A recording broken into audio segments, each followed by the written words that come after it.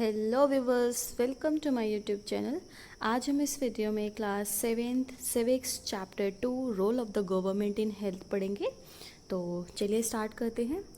सबसे पहले हम कुछ फैक्ट्स की बात करेंगे जो हमारे लिए सच में बहुत मैटर करते हैं। वो ये है कि अगर हम डेमोक्रेटिक कंट्री की बात करें तो एज़ वी नो इंडिया एक डेमोक्रेटिक कंट्री है, और डेमोक्रेटिक कंट्री में हम जानते हैं कि we all are equal, we all are treated equally, and हमारे पास वो सारे राइट्स हैं। एज वेल एज हमारे गवर्नमेंट की रिस्पॉन्सिबिलिटीज़ बनती है कि गवर्नमेंट हमें बेसिक एमिनिटीज़ प्रोवाइड करे।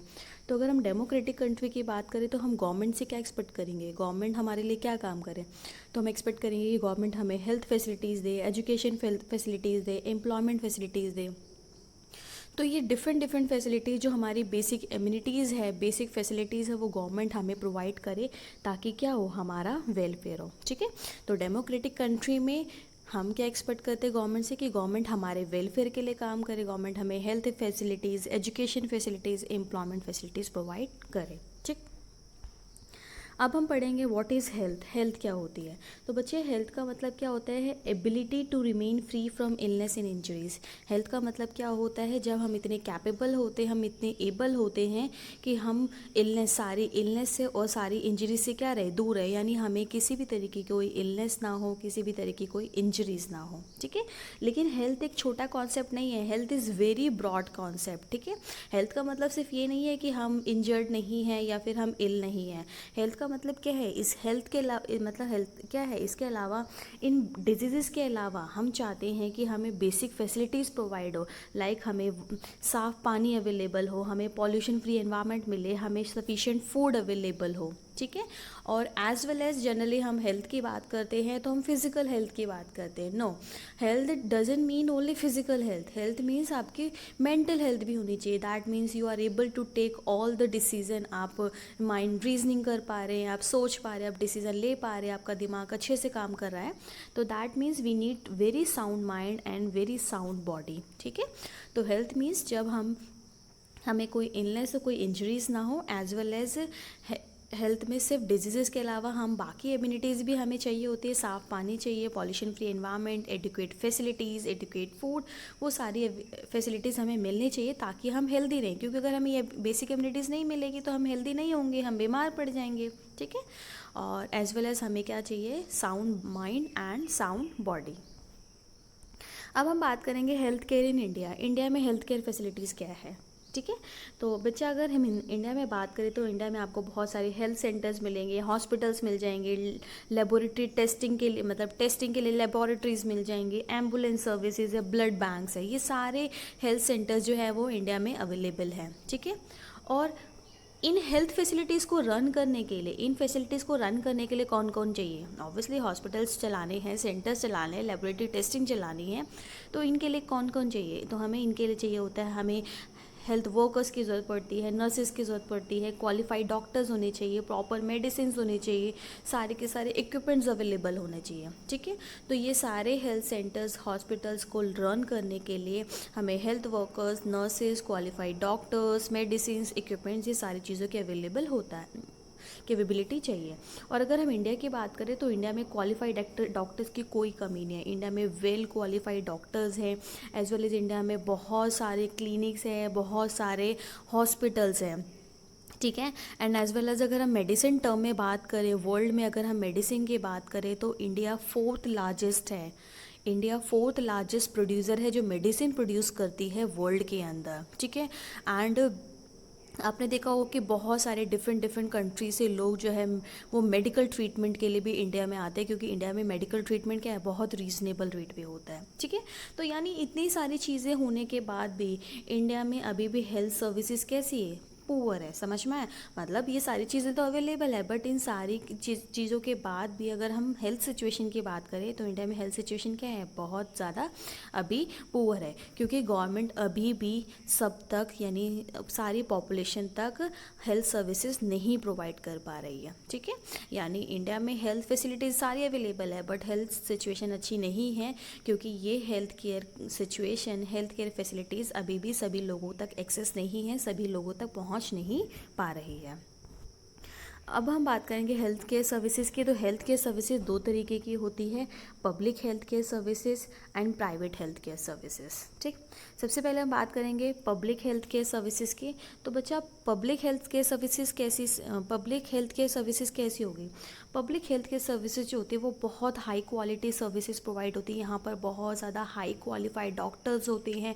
जितनी भी एडवांस टेक्नोलॉजी आती है वो सबसे पहले पब्लिक हेल्थ केयर हॉस्पिटल्स में ही आती है। ठीक है, तो पब्लिक हेल्थ केयर सर्विसेज की हम बात करें तो बहुत ज़्यादा हाई क्वालिटी सर्विसेज होती है और ये कई बार लोगों को बिल्कुल फ्री में अवेलेबल होती है या फिर बहुत ज़्यादा लो कॉस्ट पे प्रोवाइड की जाती है। यानी गवर्नमेंट हॉस्पिटल्स में आप देखते हो जो आपको सर्विसेज मिलती है, जब आप ट्रीटमेंट के लिए जाते हो तो आपका ट्रीटमेंट कई बार फ्री ऑफ कॉस्ट हो जाता है, कई बार आपको बहुत नॉमिनल बहुत लो कॉस्ट पे करनी पड़ती है। और ऐसा क्यों है? ताकि जो पुअर क्लास के लोग हैं, जो गरीब तबके के लोग हैं, वो भी अपना ट्रीटमेंट वहाँ पर करवा सकें। ठीक है, और ज़्यादातर पब्लिक हेल्थ केयर सर्विसेज किसके लिए काम करती है? उनका मेन मोटो होता है जो ये बीमारियाँ हैं like TB, cholera, diarrhoea, chikungunya, malaria, इन सारी बीमारियों को फैलने से रोकना। ठीक है, और अगर हम प्राइवेट हेल्थ केयर सर्विसेज की बात करें तो प्राइवेट हेल्थ केयर सर्विसेज आज के टाइम पर इंडिया में बहुत ज़्यादा तादाद पे आ गई है। यानी private health care services India में बहुत ज़्यादा एक्सपांड हो चुकी है।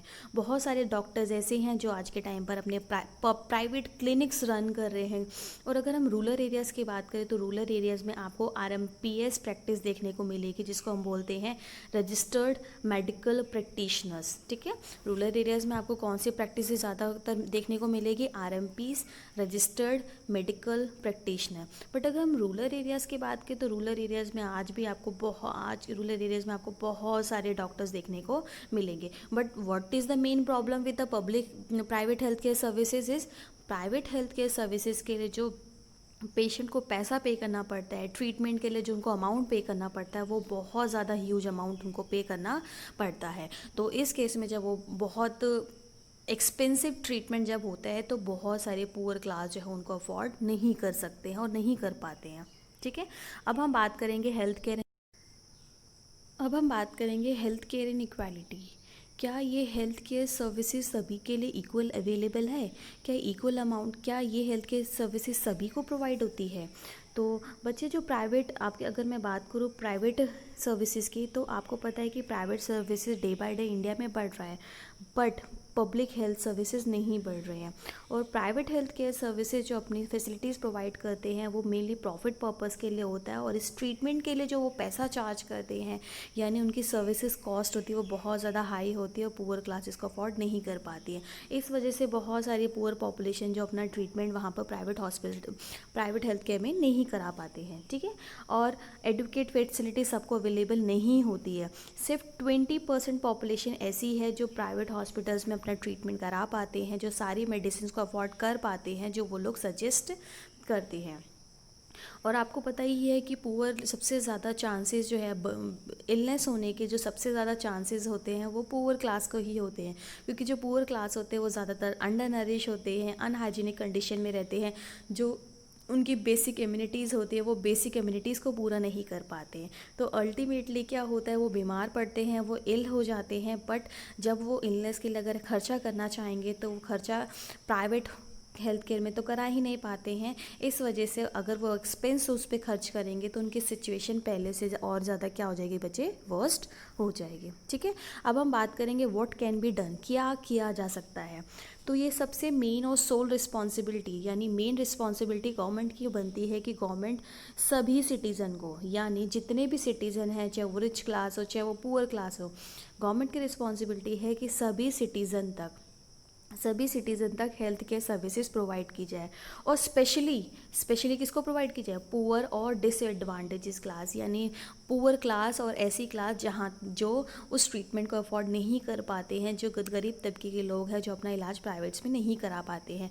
स्पेशली पुअर और डिसएडवांटेजेस क्लास को क्या करी जाए, इन सभी लोगों को हेल्थ केयर सर्विसेज प्रोवाइड की जाए। और ये किसकी रिस्पॉन्सिबिलिटी है, it is the sole responsibility of the government.